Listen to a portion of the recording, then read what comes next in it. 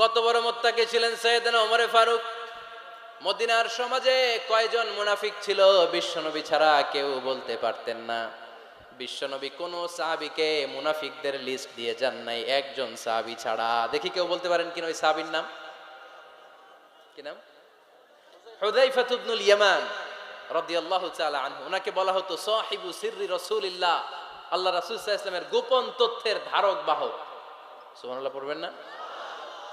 বিশ্বনবী ইন্তেকালের আগে মদিনার সমাজে মোট কয়জন মুনাফিক আছে এই তথ্য আবু বকরকে বলেন নাই, ওমর রাদিয়াল্লাহু তাআলা আনহুকে বলেন নাই, উসমান রাদিয়াল্লাহু তাআলা আনহু, আলী রাদিয়াল্লাহু তাআলা আনহু, আশারাতুল মুবাশশিরিনা বিল জান্নাহ কোন সাহাবীকে বলেন নাই। শুধুমাত্র কেবলমাত্র একমাত্র হুযায়ফা ইবনুল ইয়ামান রাদিয়াল্লাহু তাআলা আনহুর কাছে মুনাফিকদের লিস্টে বিশ্বনবী দিয়ে গিয়েছেন। সুবহানাল্লাহ পড়েন। মদিনায় কারা কারা মুনাফিক কেউ জানতো না হুযায়ফা ছাড়া। কে ছাড়া?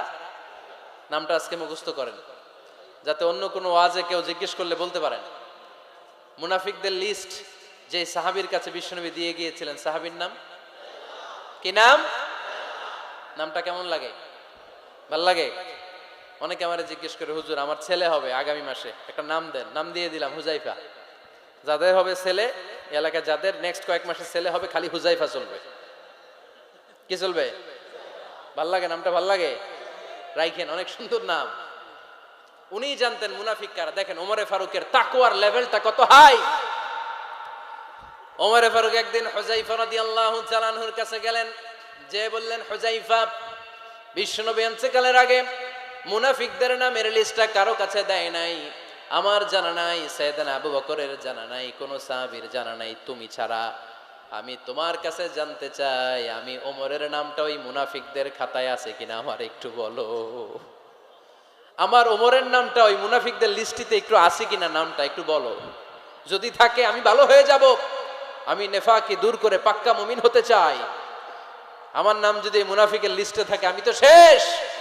হুযায়ফা চোখের পানি ছেড়ে দিয়ে বলে, আমিরুল মুমিনিন, কেমন প্রশ্ন করলেন আপনি? আপনি বিশ্বনবীর শ্বশুর, এই উম্মতে আপনার পজিশন 3 নাম্বার। আপনারে মুনাফিকরা ভয় পায়, শয়তান আপনারে ভয় পায়। আপনি জান্নাতে সব বয়স্ক লোকদেরকে নিয়ে জান্নাতের মধ্যে আগে আগে ঢুকবেন, কেমন করে মুনাফিকদের কাতারে আপনার নাম থাকতে পারে ওমর? সুবহানাল্লাহ পড়ে। কি বিনয়ী, কি তাকওয়া। হুযায়ফাকে যে ধরতেন, হুযায়ফা একটু বলো না আমার নামটা মুনাফিকদের লিস্টিতে আছে কিনা। ওমরে ফারুকের যদি এই টেনশন থাকে যে আমি মুনাফিক হয়ে গেলাম কিনা, আমাদের এই টেনশন থাকার দরকার আছে না নাই? হ্যাঁ, যেন সব সময় আল্লাহর কাছে দোয়া করতে হবে, আল্লাহ তুমি নেফাকি থেকে আমাদেরকে বাঁচাও। আরো জোরে পড়েন আমিন। আপনারা ওঠা বসা শুরু করলেন কেন? অনেক রাত হয়ে গেছে তাই? হ্যাঁ, শেষ করে দেই তাহলে না? যে অনেকের কষ্ট হচ্ছে মনে হচ্ছে। হ্যাঁ, এক নাম্বারে যাচ্ছে এইটা সব মুখস্থ দেখি। হ্যাঁ, 1 নাম্বার, 2 নাম্বার, 3 নাম্বার। 1 নাম্বার হইল পেশাবখানা, 2 নাম্বার পায়খানা, 3 নাম্বার নাকি এইটা?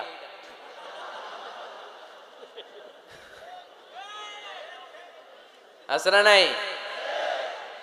না। সিগারেট কোন মুসলমান খেতে পারে? সিগারেট হয় টোবাকো প্ল্যান্টস থেকে, তামাক পাতা। ফরিদপুরে চাষ হয় নাকি? হয়। কোন থানায় হয় বেশি? হ্যাঁ, তামাক ক্ষেত যারা দেখছেন, কোনো বেড়া লাগানো লাগে? কারণ ছাগলেও মুখ দেয় না। তো যেটা ছাগলে খায় না, এটা কোনো মুমিন বান্দা খাইতে পারে? তো খান কেন এগুলো, পচা জিনিস? হ্যাঁ, এই পৃথিবীতে বিড়ি আর সিগারেটই একমাত্র খানা যেটা টয়লেটে ঢুকে খাওয়া যায়, তাই না? পৃথিবীতে সিগারেট আর বিড়ি একমাত্র খাবার। রাগ করবেন না যারা খান, রাগ করেন না। আবার একটু কমন সেন্সটা কাজে লাগানোর জন্য, চিন্তার জন্য বলতেছি। এটাই পৃথিবীর একমাত্র খাবার যেই খাবারের গায়ে এই খাবারের বদনাম লেখা থাকে, স্মোকিং কজেস ক্যান্সার। ধূমপান কর্কট রোগের কারণ, ধূমপান স্বাস্থ্যের পক্ষে ক্ষতিকারক, লেখা থাকে না?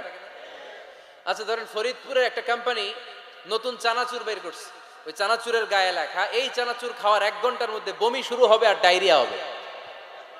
খাবেন? কি কইবেন? তুই খা। দোকানদারে কি কইবেন?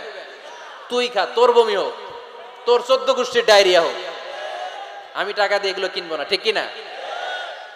কারণ এই প্রোডাক্টের গায়ে এই প্রোডাক্টের বদনাম লেখা, এটা আমরা কিনবো কেন?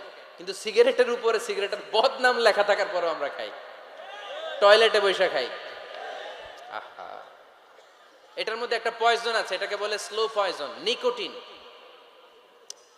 এটা আপনার লাং, ফুসফুসকে শেষ করে দিবে, স্লো পয়জন। সিগারেট খাওয়া অনেকটা আত্মহত্যা শামিল। বিষ খেলে সাথে সাথে মরে, সিগারেট খেলে ধুকে ধুকে মরে। আর সিগারেট থেকে হিরোইন, গাঁজা, ফেন্সিডিল, ইয়াবা, ম্যারিজুয়ানার পথে মানুষ পথ বাড়ায়, পা বাড়ায়, তাই না? এগুলো খাবেন না। ওয়ালা তুলকু আইদিকুম ইলা তাহলুকা, নিজে নিজেকে স্বেচ্ছায় ধ্বংসের দিকে ঠেলে দিও না। জীবনটা অনেক সুন্দর, জীবনটা অনেক রঙিন, আল্লাহর দেয় জীবনটাকে উপভোগ করার দরকার আছে না নাই?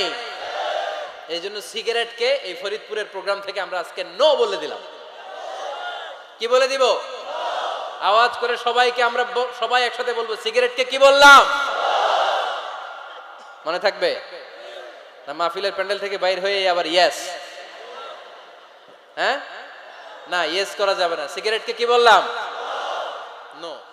ওমর ফারুক রাদিয়াল্লাহু তাআলা আনহু, আমাদের সুপার হিরো, আমাদের সবাই বলেন আমাদের, উনি কত বড় সুপার হিরো শুনেন। উনি জুমার খুতবা দিচ্ছেন। কি দিচ্ছেন? মসজিদে নববীতে। খুতবার মাঝখানে হঠাৎ বললেন, ইয়া সারিয়াতাল জাবাল, ইয়া সারিয়াত ইবনে জানিমিল জাবাল। এই কথা বলেই আবার খুতবা দিতে শুরু করলেন। ওনার এই ইয়া সারিয়াত ইবনে জানিমিল জাবালের সাথে আগের কথারও কোনো মিল নাই, পরের কথারও কোনো মিল নাই। জুমার নামাজের পর মুসল্লি সাহাবারা ধরলেন, বললেন, ইয়া আমিরাল মুমিনিন। খুতবার মাঝখানে হঠাৎ করে ইয়া সারিয়াত ইবনে জালিমিল জাবাল বলে আপনি চিৎকার করলেন কেন? আপনার এই বাক্যের সাথে আপনার খুতবার আগের বাক্যের কোনো মিল নাই, আপনার খুতবার পরের বাক্যেরও কোনো মিল নাই। এই কথা আপনি কারে বললেন? কারে উদ্দেশ্য করে বললেন? এই কথার তাৎপর্য কি আমাদেরকে বুঝিয়ে বলেন। ওমর ফারুক বললেন, আমি যখন খুতবা দিচ্ছি আমি দেখতে পেলাম ওই যে কয়েক মাস আগে আমি আমার মুসলিম সেনাবাহিনী পারস্যে আক্রমণের জন্য পাঠিয়েছি, বর্তমান ইরান, ইরানের ওই বিশাল এলাকাতে পারস্যে আমি আমার ব্যাটালিয়ন পাঠিয়েছি। আমি হঠাৎ করে দেখতে পেলাম আমার মুসলিম বাহিনীর সেনাপতি যুদ্ধের এক পর্যায়ে তার ডানে আছে উপত্যকা, বায়ে আছে পাহাড়, সে পাহাড়ি রাস্তা ছেড়ে দিয়ে উপত্যকার দিকে যেতে শুরু করেছে। আমি দেখতে পেলাম আমার মুসলিম বাহিনী যদি উপত্যকার দিকে ছুটে বেড়ায়, কাফির মুশরিকরা আমার মুসলিম বাহিনীকে কচুকাটা করে ফেলবে। তাই আমি এখান থেকে তাদেরকে কমান্ড দিয়ে বলেছি, ইয়া সারিয়াতাল জাবাল, উপত্যকার দিকে নয় পাহাড়ের দিকে যাও, তাহলেই তোমাদের বিজয় নিশ্চিত হয়ে যাবে। উপত্যকার দিকে যেও না, ইলাল জাবাল, ইলা সারিয়াতিল জাবাল, পাহাড়ের দিকে ছোট। সাহাবারা অবাক, ঘটনা কি? উনি বসে আছেন মদিনায় মসজিদে নববীর মিম্বারে দাঁড়িয়ে, উনি যদি ইয়া সারিয়াতাল জাবাল বলে, এটা কি ইরানে যাবে নাকি? ও মিয়া, তখনকার সময়ে বর্তমানের মতো মোবাইল ছিল নাকি? ইন্টারনেট ছিল নাকি? কিছু ছিল? খালি মুখে আমি যদি বলি ইয়া সারিয়াতাল জাবাল, এটা ইরানে যাবে? ইন্ডিয়ায় যাবে? ঢাকায় তো যাবে না, ফরিদপুর শহরেই তো বসবে না, ঠিক কিনা? কিন্তু এটা আমিরুল মুমিনিন, বিশ্বাসী সাহাবারা বিশ্বাস করে নিল। কিছু মুনাফিক ছিল, এরা কয় না, ঝামেলাস, এটা তো সম্ভব না। এক কাজ করি, এই সেনাপতি যখন বিজয়ী বেশে মদিনায় ফিরে আসবে, এরা আমরা ধরবো। এরা দিন গুনতে লাগলো, এই সেনাপতি মুসলিম বাহিনী নিয়ে পারস্য জয় করে কবে ফিরে আসবে। এই মুনাফিকের দলগুলো কখনো সেনাবাহিনীকে অভ্যর্থনা জানাতে যেত না, কিন্তু এইবার সবার আগে মদিনার উপকণ্ঠে যে সেনাপতিদেরকে অভ্যর্থনা জানানোর জন্য ফুল নিয়ে রেডি, ফুল নিয়ে দাঁড়ায়। সেনাপতি ঢুকার সাথে সাথে ধরছে, এই সেনাপতি কোত্থেকে আসছে? কয় পারস্য জয় করে আসছে। কয় এমন এমন দিন, জুমার দিন দুপুর বেলা যুদ্ধের মাঝখানে আমিরুল মুমিনিনের কণ্ঠের কোন কথাবার্তা শুনছো নাকি? সেনাপতি অবাক, কয় তোমরা জানলা কেমনে? শুনছি তো। সুবহানাল্লাহ পড়বেন না? আমরা যুদ্ধে একটা ভয়ঙ্কর অবস্থার মধ্যে ছিলাম। পেছন থেকে শত্রুরা আমাদেরকে আক্রমণ করতে শুরু করে দিল। ডানে যাব না বায়ে যাব, সামনে যাব নাকি পেছনে যাব, রাস্তা খুঁজে পাচ্ছি না।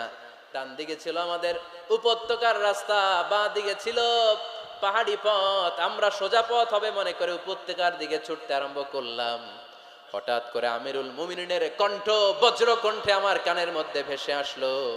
আমার মনে হলো আমিরুল মুমিনিন কেমন যেন আমাকে কমান্ড দিচ্ছেন আর বলছেন, ইয়া সারিয়াতাল জাবাল, ডান দিকে উপত্যকার পথে নয়, তাড়াতাড়ি পাহাড়ের দিকে সৈন্যবাহিনী নিয়ে উঠে যাও।